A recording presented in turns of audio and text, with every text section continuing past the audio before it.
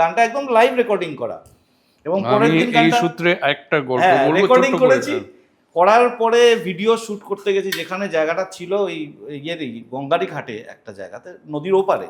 সেখানে গিয়ে দেখলাম সেখানে একটা গ্যাদারিং হয়ে গেছে, ওই দিন আর এখানে কিছু করা যাবে না ভিডিও। ঘুরতে ঘুরতে ঘুরতে গিয়ে গঙ্গার আরেক পারে একটা জায়গা পেয়ে গেলাম একটা মন্দিরের সামনে, সেখানে আমরা করলাম। তখন বাজে বিকেল 3টে। হ্যাঁ, মানে সূর্য পড়ছে। এবার যা ক্যামেরাম্যান তাকে বলা তাড়াতাড়ি করো, যা করো, সূর্য পড়ে গেলে আর এই গানটার ভিডিওটা হবে না, রিলিজও করা যাবে না।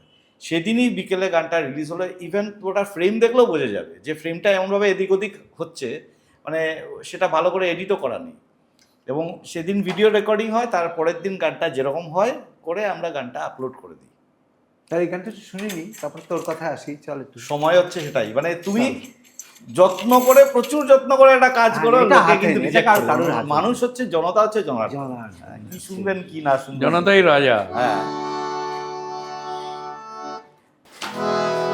একবার নাচো নাচো গো শ্যামা, নাচো তেমন করে, একবার নাচো মা, একবার নাচো মা।